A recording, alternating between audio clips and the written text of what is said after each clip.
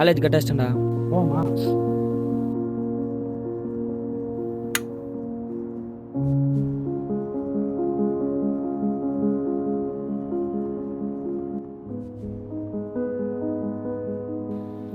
எங்கடா அவன்? அவன் மைண்ட் அப்செட்டாக இருக்கான்டா, வரலையாண்டா. மாமச்சான் ஜீவா எங்க? ஜீவாவா?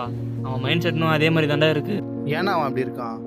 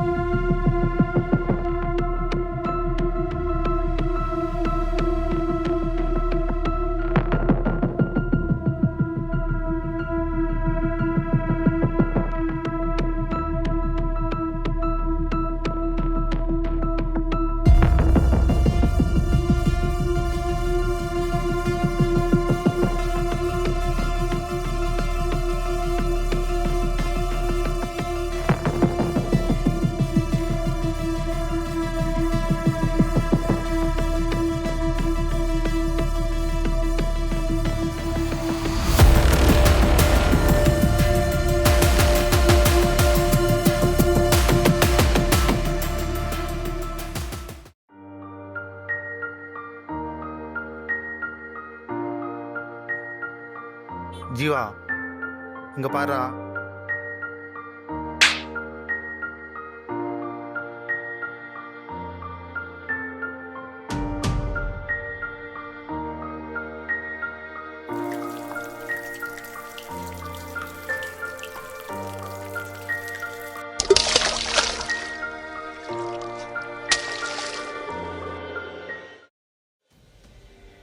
ஜீவா, ஏன்டா உனக்கு இந்த தேவையில்லாத வேலை?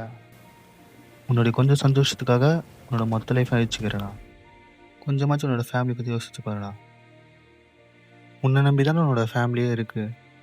உங்கள் அப்பா அம்மா ஒரு தங்கச்சிலாம் உன்னை நம்பி தான்டா இருக்காங்க. நீ யோசிச்சு பார்த்தா இந்த தப்பு பண்ணியிருக்க மாட்டேடா. சாரிடா, மைண்ட் அப்செட்னால ஏதோ தெரியாது பண்ணிட்டேன்டா. இதுக்கப்புறம் இந்த தப்பு பண்ண மாட்டேன்டா. சாரிடா. நீ இப்போ திருந்தலைன்னா இனி எப்பவும் திருந்த மாட்டே ஜீவா. கொஞ்சமாச்சும் திருந்துடா, அப்புறம் உன்னோட இஷ்டம். ஜீவா, எப்போ ஜீவா இந்த குடிசையை விட்டு ஒரு நல்ல வீட்டுக்கு போவோம்? அண்ணா, எப்போ நான் எனக்கு புது துணி வாங்கி கொடுப்பேன்? ரொம்ப ஆசையா இருக்குண்ணா. எப்பதான் ஜீவா அப்பாவுக்கு ரெஸ்ட் தருவேன்? என்ன மச்சான், இப்போவாவது இவன் மைண்ட் செட் சரியாச்சா இல்லையா? மெயின் செட் தான். ஜீவா திரும்பவும் இந்த பழக்கத்தை விடாமல் செய்வான்னு நீங்கள் நினைக்கிறீங்களாங்க? நிச்சயமாக இல்லைங்க. இவன் இப்போதான் கொஞ்ச நாளாக இந்த போதை பழக்கத்தில் ஈடுபட்டு இருந்தான். அதுவும் ஏதோ ஒரு சூழ்நிலையில் அவனோட சீரான மனநிலையை இழந்து தவறு பண்ணிட்டாங்க. ஜீவாவுடைய ஃப்ரெண்ட்ஸ் ஜீவாவின் குடும்ப சூழ்நிலையை புரிய வச்சாங்க. அவனும் புரிஞ்சு திருந்திட்டான். அவனை மட்டும் திருத்திக்காம அவங்க கூட இருக்கிறவங்களையும் சேர்த்து திருத்த முயற்சி செய்கிறாங்க. இதுக்கான காரணம் என்னன்னா, ஜீவானுடைய ஃப்ரெண்ட்ஸ் ஜீவாவின் மனநிலையை மாற்றியது மூலமே நடந்திருக்குங்க.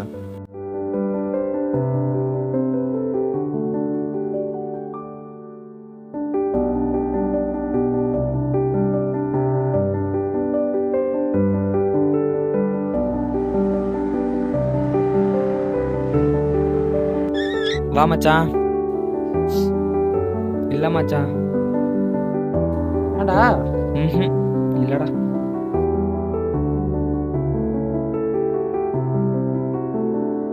டேய், இவன் எப்பறம் இந்த மனநிலைக்கு வந்தான்?